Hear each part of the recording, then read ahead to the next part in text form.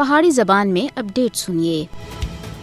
G20 ممالک کو مقبوضہ ریاست جموں کشمیر وچ گروپنگ میٹنگ دے انعقاد دے پیچھے بھارت دے ناپاک مقاصد کو سمجھنا چاہیے۔ کشمیر دے اتے بھارت دا وحشیانہ قبضہ G20 بلاک کو سری نگر وچ ہونے والے اجلاس تھی بائیکاٹ دے واسطے کافی آسا۔ G20 ممالک کو اقوام متحدہ اے نامزد متنازع علاقے جموں کشمیر وچ اجلاس وچ شرکت تھی گریز کرنا چاہیے۔ ان ممالک کو یہ نہیں بھولنا چاہیے کہ بھارت مقبوضہ ریاست جموں کشمیر دے اندر انسانیت کے خلاف سخت جرائم وچ ملوث ہے۔ G20 ممالک کو یاد رکھنا چاہیے کہ اگر وہ مقبوضہ ریاست جموں کشمیر دے اندر تقریب دے انعقاد دے واسطے مودی دی دعوت کو قبول کر دیں تو وہ بھی ظالماں دی صفاں دے اندر کھڑے ہو سن۔ بھارت سری نگر وچ G20 ایونٹ دے انعقاد کے ذریعے جموں کشمیر دے اتے اپنے غیر قانونی قبضے کو قانونی حیثیت دینا چاہتا ہے۔ سری نگر وچ ہونے والے جلسے وچ شرکت دے بجائے G20 ممالک کو کشمیریاں دے خلاف بھارتی ناقابل بیان مظالم کو دنیا دے سامنے باندھا کرنا چاہیے۔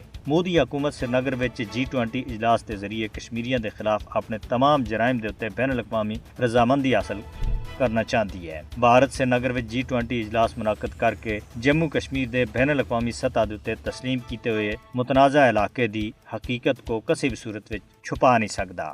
مقبوضہ ریاست جموں کشمیر وچ G20 اجلاس کے انعقاد جیسی سرگرمیاں کشمیریاں دے اتے بھارت تے وحشیانہ جبر تھی دنیا دی توجہ ہٹانا ہے اور بھارت اس وچ کسی بھی صورت وچ کامیاب نہیں ہو سکتا۔ مقبوضہ ریاست جموں کشمیر وچ G20 ایونٹ کی میزبانی کر کے بھارت ایک بار پھر اپنے ایجنڈے کو آگے بڑھانے دے واسطے ایک اہم بین الاقوامی گروپ کی رکنیت کا فائدہ چاہنا چاہتا ہے۔ سری نگر وچ G20 اجلاس منعقد کرنے دا بھارت کا اقدام جموں کشمیر دے اتے اپنے غیر قانونی قبضے کو برقرار رکھنے دے واسطے خود غرض اقدامات کے سلسلے میں باندھا ثبوت ہے۔ G20 ممبران کو مودی حکومت کو سری نگر وچ ہونے والے میٹنگ کو مقبوضہ جموں کشمیر وچ اپنے نام نہاد معمول دے بیانیے کو پیش کرنے دے واسطے استعمال کرنے دی اجازت نہیں دینی چاہیے۔